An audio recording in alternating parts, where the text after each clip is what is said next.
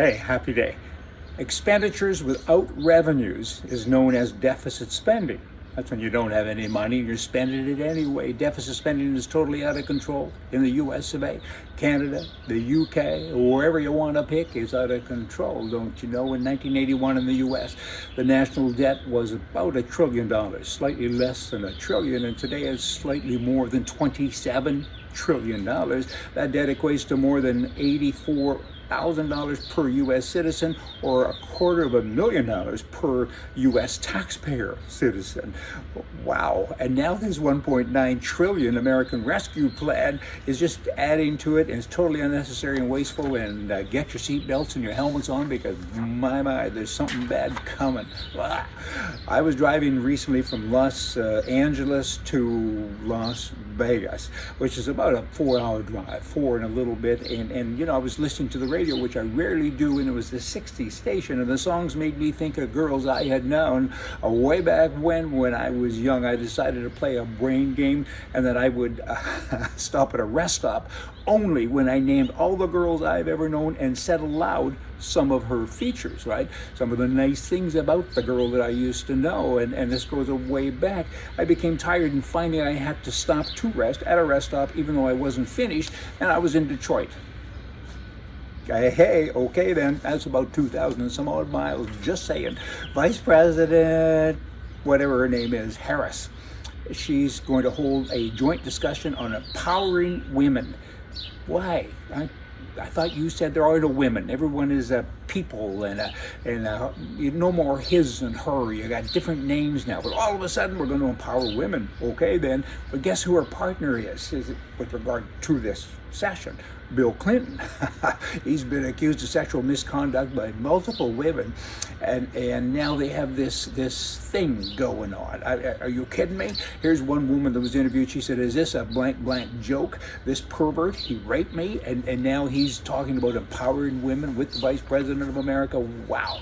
And then you got this governor in California. He's now chosen the state's new attorney general to replace the vice president, and this is the same guy that is now, he has the job apparently, that he once sponsored a bill to allow communists to serve in the state government. What does that tell you?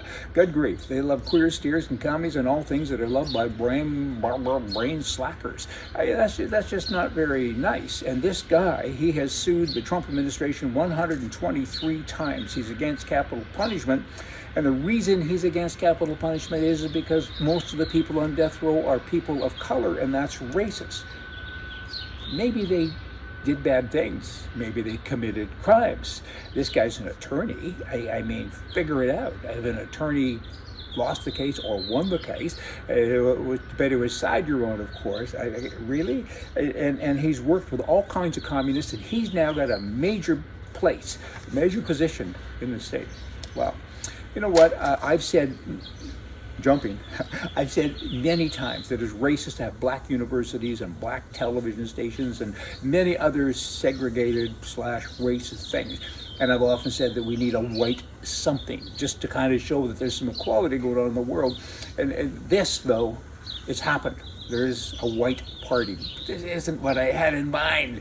It's a white party. It's in Palm Springs, California. It's a gay circuit party that takes place over 3 days. There's over 30,000 homosexuals that attend. It's called the White Party. Okay. And in San Diego, we're still in California. And San Diego teachers have been given instructions to teach illegal children before American citizen children. So many parents, clever parents, I guess, have been disguising their kids as illegal immigrants in hopes that their children could finally see the inside of a classroom. It's come to that. Pretty bad. The Trump administration established a Talon operation to target sex offenders subject to deportation, right? You've done a bad thing, we're going to kick you out of the country. And Biden canceled it.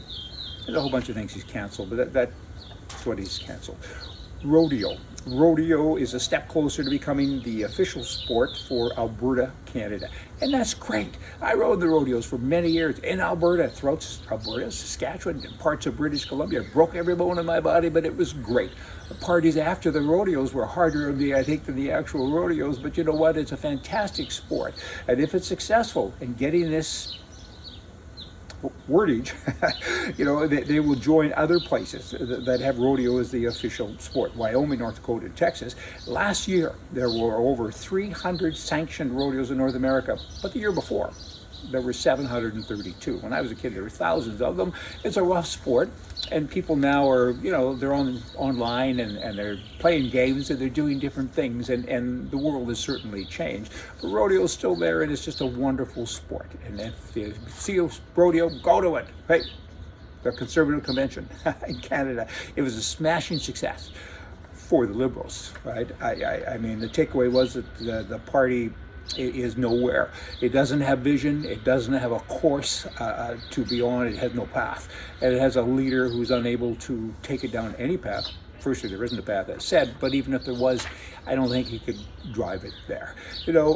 Airports, the last thing of the day. Airports amaze me. When you're in an airport, you have to be masked and you have to stand at least 6 feet apart. And I've been in airports where they actually measure people. And then they heard you on the plane, you all sit down shoulder to shoulder. Ah! You're coming back tomorrow? That'll be good. See ya.